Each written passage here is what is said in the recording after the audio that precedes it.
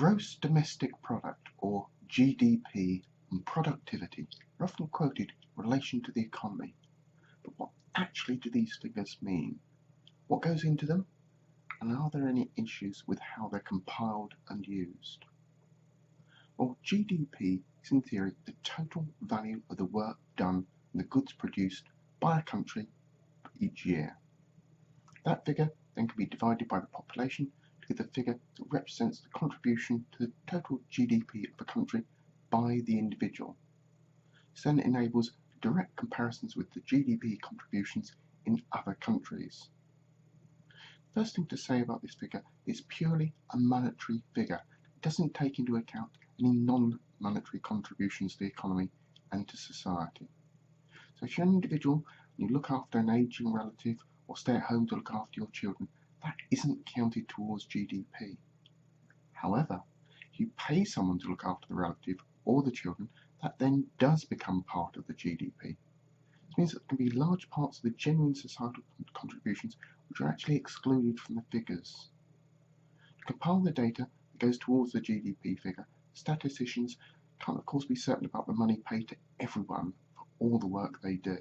So instead, they conduct a wide array of surveys on different aspects of society and put all these figures together towards an estimate of the country's GDP. These surveys look at the amount of goods and services produced or provided in the country, the wages that people are paid, and how much spending power people in the country have. And the developed world with quality infrastructure, tax systems, banking systems, and other ways of tracing the movement of money, the GDP figures are fairly reliable, make it quite easy to compare one developed country with another, especially since these countries normally have a long history of studying and reporting on the GDP. However, in developing countries, much of the economy and the economic activity is extremely hard to measure. Large parts of the population don't use banks. Some people might not even be paid for their work in cash. It makes coming up with an accurate and meaningful GDP figures for those countries extremely difficult. Likewise, makes comparing one developing country with another equally difficult, let alone comparing them with a developed country. Also, whilst the GDP figure cannot come up with an average figure for an individual's contribution to the overall total, it has no direct bearing on the income distribution within that country and how the rewards are shared for producing that income. Leads me to the other aspect, productivity.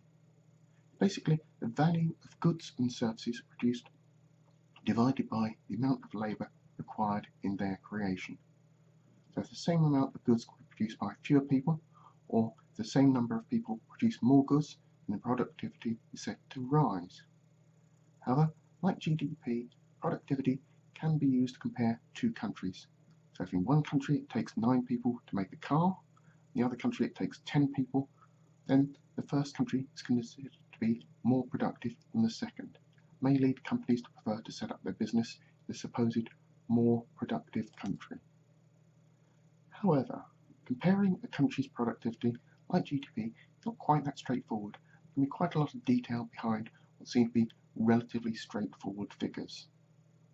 There are some factors which influence productivity, such as education levels, the general population, government regulation, transport and infrastructure, will have a significant impact on the general productivity and should be considered by businesses when deciding which country is more productive. Other direct factors within existing businesses, though, can distort productivity, such as the level of investment in technology and automation. A country where many of the existing companies have heavily invested in those areas will generally lead to the workforce being more productive, without the individual worker being necessarily more efficient or working harder. Another distortion comes, curiously enough, through unemployment levels in a country. Countries with a high unemployment rate mean there are lots of competition for new jobs, and people who are in work more concerned about their existing jobs. This means that those people in those countries with a high unemployment tend to work harder. Additionally, employers can be really quite selective about the people they employ, only taking those who think they are going to significantly add to the efficiency of their business. Final distortion comes from how the figures are presented. Enable an easy comparison between countries level of productivity, there's a need to take into account things like part-time workers and other factors. The figures on productivity are normally given in the form of per hour worked. It seems a straightforward thing that if you compare 1 hour's work in one country and hours worked in another, it would be fairly simple to work out which country had the more productive workers. However, there's a flaw here. The person working longer hours, of course, become less productive for each individual hour they worked. Even at the end of the day's work, they produce more. So from one country, the standard working day is for someone to work 6 hours a day, produce 6 units of whatever it is per day. They would be considered more productive than somewhere where the norm is working 12 hours per day and producing 10 units per day.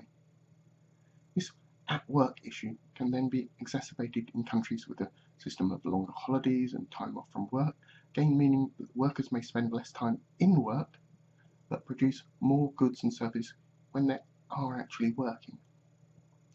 Now, like GDP, national productivity figures again are produced as a result of extensive surveys and compiling these results. For the most part, again, comparing developed countries which have a long track record of producing and recording productivity is relatively accurate. As figures in developing countries are not always that accurate, or indeed that meaningful. As well as being used for businesses, the productivity figures can be a good guide for governments as to how well the economy is progressing and how living standards of the population are changing, since it actually isn't obscured by changing levels of inflation. However, as explained, both GDP and productivity figures, whilst they can be useful, also do have some major flaws that need to be accounted for when using them to make decisions upon those statistics.